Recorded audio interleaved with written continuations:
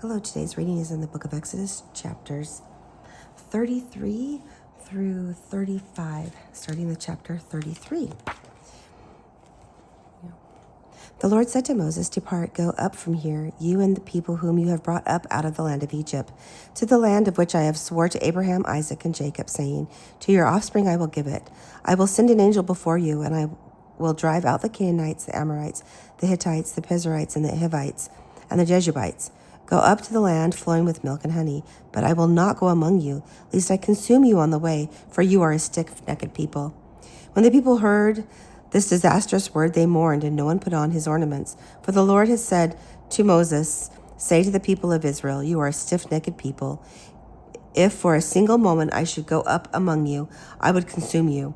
So now take off your ornaments, that I may know what to do with you." Therefore the people of Israel stripped themselves of their ornaments from Mount Horeb onward. Now Moses used to take the tent and pitch it outside the camp, far off from the camp. And he called it the tent of meeting, and everyone who sought the Lord would go out to the tent of meeting, which was outside the camp. Whenever Moses went out to the tent, all the people would rise up, and each would stand at his tent door and watch Moses until he had gone into the tent. When Moses entered the tent, the pillar of cloud would descend and stand at the entrance of the tent, and the Lord would speak with Moses. And when all the people saw the pillar of the cloud standing at the entrance of the tent, all the people would rise up and worship, each at his tent door. Thus the Lord used to speak to Moses face to face, as a man speaks to his friend. When Moses turned again into the camp, his assistant Joshua, the son of Nun, a young man, would not depart from the tent.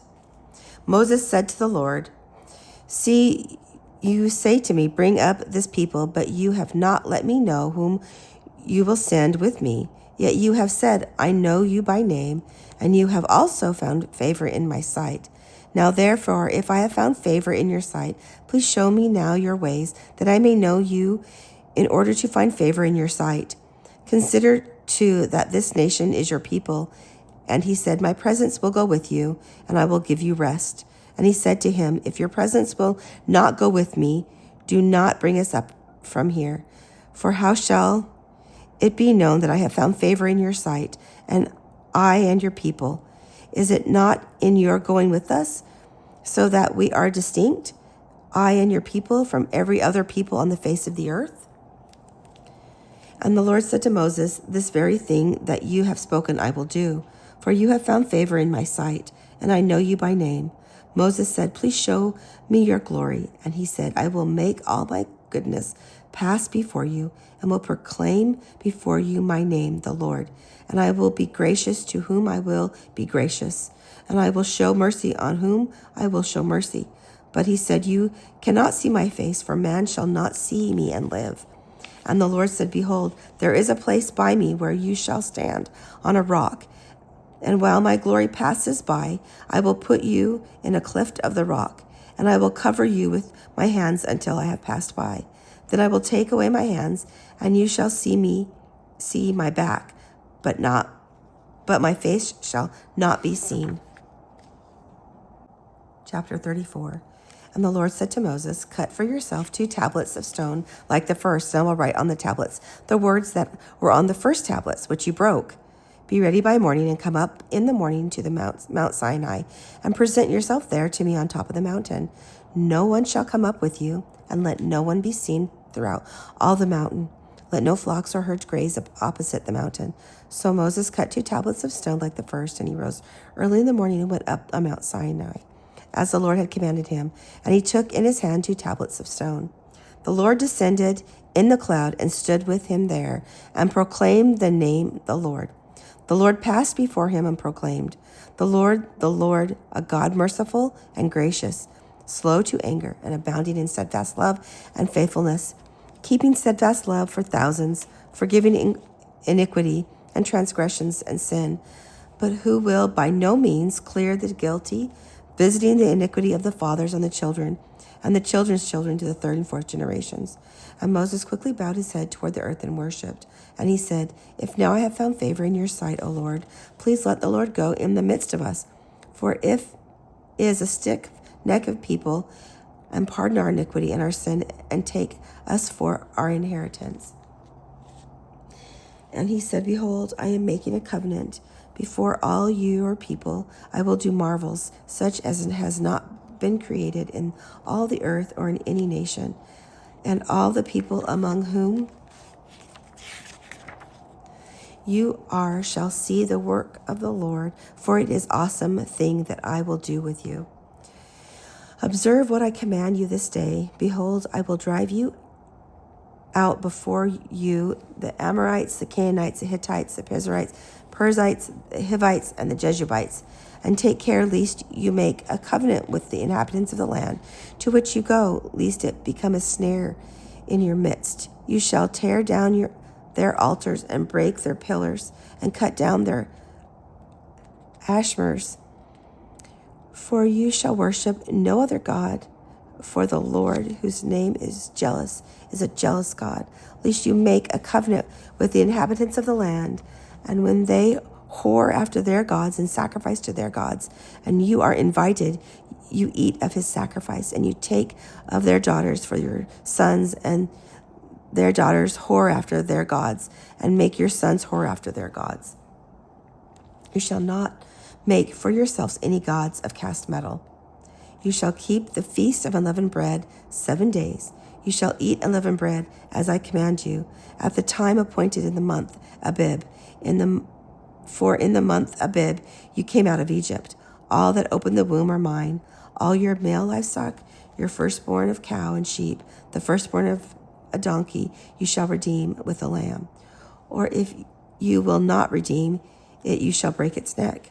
All the firstborn of your sons you shall redeem, and none shall appear before me empty-handed. 6 days you shall work, but on the 7th day you shall rest. In plowing time and in harvest you shall rest. You shall observe the feast of weeks, the firstfruits of the wheat for harvest, and the feast of ingathering at the year's end. 3 times in the year shall all your males appear before the Lord God, the God of Israel. For I will cast out nations before you, and enlarge your borders. No one shall covet your land when you go up to appear before the Lord your God 3 times in a year. You shall not offer the blood of my sacrifice with anything unleavened, or let the sacrifice of the feast of the Passover remain until morning. The best of the firstfruits of your ground you shall bring to the house of the Lord your God. You shall not boil a young goat in its mother's milk. And the Lord said to Moses, Write these words, for in accordance with these words I have made a covenant with you and with Israel. So he was there with the Lord 40 days and 40 nights. He neither ate bread nor drank water, and he wrote on the tablets the words of the covenant, the 10 Commandments. When Moses came down from Mount Sinai with the 2 tablets of testimony in his hands, he came down from the mountain. Moses did not know that the skin of his face shone, because he had been talking with God. Aaron and all the people of Israel saw Moses, and behold, the skin of his face shone, and they were afraid to come near him. But Moses called to them, and Aaron and all the leaders of the congregation returned to him, and Moses talked with them. Afterward, all the people of Israel came near, and he commanded them all that the Lord had spoken with him on Mount Sinai. And when Moses had finished speaking with them, he put a veil over his face. Whenever Moses went in before the Lord to speak with him, he would remove the veil until he came out. When he came out and told the people of Israel what he had commanded, the people of Israel would see the face of Moses, that the skin of Moses' face was shining, and Moses would put the veil over his face again until he went in to speak with him. Chapter 35. Moses assembled all the congregation of the people of Israel and said to them, These are the things that the Lord has commanded you to do. 6 days' work shall be done, but on the 7th day you shall have a Sabbath, a solemn rest holy to the Lord. Whoever does any work on it shall be put to death. You shall kindle no fire in all your dwelling places on the Sabbath day. Moses said to all the congregation of the people of Israel, This is the thing that the Lord has commanded. Take from among you a contribution to the Lord. Whoever is of a generous heart, let him bring the Lord's contribution, gold, silver, and bronze, blue and purple and scarlet yarns and fine twines, linens, goat hairs, tanned ram skins and goat skins, acacia wood, oil for the light, spices for the anointing oil and for the fragrant incense, and onyx stones and stones for setting, for the ephod and for the breastplate. Let every skillful craftsman among you come and make all that the Lord has commanded. The tabernacle, its tents, its coverings, its hooks, and its frames, its bars, its pillars, and its bases. The ark with its poles and mercy seat, and the veil of the screen, and the table with its poles and all its utensils, and the bread of the presence, and the lampstands also for the light, and its utensils and its lamps, and the oil for the light, and the altar of incense with its poles, and the anointing oil, and the fragrant incense, and the screen for the door at the door of the tabernacle, the altar of burnt offering with its grating of bronze, its poles, and all its utensils, and the basin and its stand, the hangings of the court, its pillars and its bases, and the screens for the gate of the court, the pegs for the tabernacle, and the pegs of the court and their cords, the finely worked garments for the ministering of the holy place, and the holy garments for Aaron the priest, and the garments of his sons for their service as priests. Then all the congregation of the people of Israel departed from the presence of Moses, and they came, everyone whose heart stirred him, and everyone whose spirit moved him, and brought the Lord's contribution to be used for the tent of meeting, and for all its service, and for the holy garments. So they came, both men and women, all who were of a willing heart, brought brooches and earrings and signet rings, armlets, all sorts of gold objects, every man dedicating an offering of gold to the Lord. And everyone who possessed blue or purple or scarlet yarns, or fine linens or goat hairs, or tan ram skins or goat skins brought them. Everyone who could make a contribution of silver or bronze brought it to the Lord's contribution, and everyone who possessed acacia wood of any use in the work brought it, and every skilled woman spun with her hands, and they all brought what they had spun in blue and purple and scarlet yarns and fine twined linens. And all the women whose hearts stirred them to use their skill spun the goat's hair. And the leaders brought onyx stones and stones to be set for the ephod and for the breastpiece, and the spices for the oil for the light, and for the anointing oil, and for the fragrant incense. All the men and women, the people of Israel, whose hearts moved them to bring anything from the work that the Lord had commanded by Moses to be done, brought it as a freewill offering to the Lord.